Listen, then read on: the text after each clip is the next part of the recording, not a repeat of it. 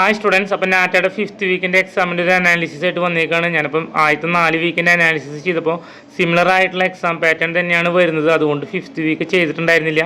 അപ്പോൾ കുറച്ച് കുട്ടികളുടെ റിക്വസ്റ്റ് കാരണം നമ്മളിപ്പോൾ ചെയ്യുന്നതാണ്. അപ്പോൾ 5th വീക്കിൻ്റെ ഒരു അനാലിസിസിലേക്ക് കടക്കുമ്പോൾ നമുക്ക് ഹയസ്റ്റ് സ്കോർ കിട്ടുന്ന കുട്ടികളുടെ കൗണ്ട് കൂടി വരികയാണ്. അപ്പോൾ എക്സാം പാറ്റേണിൽ വലിയ വേരിയേഷൻ ഇല്ലാത്തത് കുട്ടികളുടെ സ്കോർ കൂടാനായിട്ട് ഹെൽപ്ഫുൾ ആവുണ്ടെന്നാണ് മനസ്സിലാക്കാൻ സാധിക്കുന്നത്.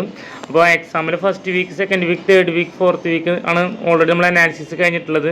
അപ്പോൾ ആ ഒരു എക്സാം പാറ്റേൺ തന്നെയാണ് ഇപ്പോഴും ഫോളോ ചെയ്തുകൊണ്ടിരിക്കുന്നത്. നമ്പർ ഓഫ് ക്വസ്റ്റ്യൻ ചോദിക്കുന്നതാണെങ്കിലും അതുപോലെ തന്നെ ഓരോ പോർഷൻസിൻ്റെ കാര്യങ്ങളാണെങ്കിലും ഓൾമോസ്റ്റ് സിമിലർ ആയിട്ടുള്ള പാറ്റേണിൽ തന്നെയാണ് ക്വസ്റ്റ്യൻസ് വന്നുകൊണ്ടിരിക്കുന്നത്. പിന്നെ ചെറിയ വേരിയേഷൻസ് വരുന്നത്, ചെറിയ ടഫ്നെസ് വരുന്നതൊക്കെ ന്യൂമറിക്കൽ ആപ്റ്റിറ്റ്യൂഡ് അല്ലെങ്കിൽ ലോജിക്കൽ ആപ്റ്റിറ്റ്യൂഡ് ക്വസ്റ്റ്യൻസിലാണ്. പിന്നെ ഡ്രോയിങ്ങിൻ്റെ ക്വസ്റ്റ്യൻസ് വളരെ ഹയറായിട്ട് പോകുന്നില്ല നാറ്റയ്ക്ക്. അതായത് 2D composition, logo design, 3D composition, അങ്ങനത്തെ ക്വസ്റ്റ്യൻസ് തന്നെയാണ് വന്നുകൊണ്ടിരിക്കുന്നത്. അപ്പോൾ നമ്പർ ഓഫ് കൗണ്ട്സിലേക്ക് കിടക്കുകയാണെങ്കിൽ ഇപ്പോൾ റഫായിട്ടുള്ളൊരു കൗണ്ടാണ്, എക്സാക്റ്റ് കൗണ്ട് അല്ല. സ്റ്റുഡൻസ് കുറച്ച് കുട്ടികൾ പറഞ്ഞതിൻ്റെ അടിസ്ഥാനത്തിൽ നമ്മൾ പ്രിപ്പയർ ചെയ്യുന്നതാണ് ഈ കൗണ്ട് എന്ന് പറയുന്നത്.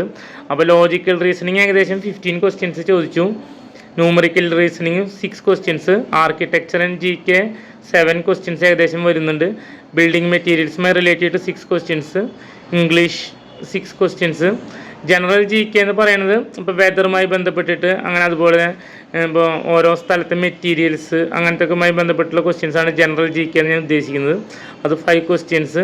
ഇങ്ങനെ ടോട്ടലായിട്ടുള്ള 45 ക്വസ്റ്റ്യൻസ് ആണ് വരുന്നത്. അതുകൂടാതെ 2 ഡ്രോയിങ് ക്വസ്റ്റ്യൻസും ഒരു ഡിസൈൻ പ്രിൻസിപ്പിൾസിൻ്റെ ബേസ് ചെയ്തിട്ട് അറേഞ്ച് ചെയ്യുന്നൊരു ക്വസ്റ്റ്യനും. അപ്പോൾ ക്വസ്റ്റ്യൻ പേപ്പർ സോൾവിങ് സെഷനൊക്കെ നമ്മുടെ യൂട്യൂബ് ചാനലിൽ അവൈലബിൾ ആണ്. അപ്പോൾ ഈ മോഡൽ ക്വസ്റ്റ്യൻസിനെ പറ്റിയിട്ടൊക്കെ ഒരു ഐഡിയ കിട്ടാൻ വേണ്ടിയിട്ട് നിങ്ങൾക്ക് ആ ക്വസ്റ്റ്യൻ പേപ്പർ സെഷൻസിൻ്റെ വീഡിയോ കാണാവുന്നതാണ്. നമ്മളതിൻ്റെ ലിങ്ക് ഡിസ്ക്രിപ്ഷനിൽ കൊടുക്കാൻ ശ്രമിക്കാം. അതല്ലെങ്കിൽ തന്നെ നമ്മുടെ വീഡിയോസിൽ നോക്കിക്കഴിഞ്ഞാൽ ഏകദേശം 2 ക്വസ്റ്റ്യൻ പേപ്പർ സോൾവിങ് സെഷൻ്റെ വീഡിയോസ് അപ്ഡേറ്റ് ചെയ്തിട്ടുണ്ട്. അപ്പോൾ നിങ്ങളത് നോക്കിയിട്ട് എക്സാമിന് പ്രോപ്പറായിട്ട് പ്രിപ്പയർ ചെയ്ത് പോകേണ്ടതാണ്.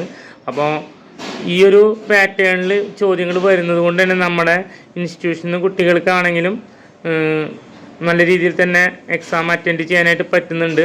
അപ്പോൾ ഒരു 90 മുതൽ 104 വരെയുള്ള സ്കോറുകളാണ് കഴിഞ്ഞ ആഴ്ച നമുക്ക് മെയിനായിട്ട് നമ്മളവിടെ നിന്ന് കുട്ടികൾ ചെയ്തിട്ടുള്ളത്. അപ്പോൾ ഡ്രോയിങ്ങിൻ്റെ ആ ഒരു പാറ്റേൺ അവർ പറഞ്ഞതനുസരിച്ചിട്ട് ഒരു 2D കോമ്പോസിഷൻ, അത് ലോഗോ ആണ് കൂടുതൽ ചോദിക്കുന്നത്. പിന്നെ 3D കോമ്പോസിഷൻ. അപ്പോൾ 3D കോമ്പോസിഷൻ്റെ ക്വസ്റ്റ്യൻസ് എന്ന് പറയുമ്പോൾ മുമ്പ് ചോദിച്ചിരുന്നത് പ്രിസം അതൊക്കെ വെച്ചിട്ടുള്ള ലൈറ്റ് ആൻഡ് ഷേഡോ എഫക്റ്റിൽ ഷെയ്ഡ് ചെയ്യുന്നുള്ളൊരു ക്വസ്റ്റ്യൻസ് ആയിരുന്നു. പിന്നെ ഫ്രൂട്ട്സ്, അങ്ങനെ ഫ്രൂട്ട് ബാസ്ക്കറ്റ്, അതുപോലെ കട്ട് ഫ്രൂട്ട്സ്, അങ്ങനത്തെ ക്വസ്റ്റ്യൻസുകളൊക്കെ തന്നെ 3D കോമ്പോസിഷനിൽ ചോദിക്കുന്നുണ്ട്. അപ്പോൾ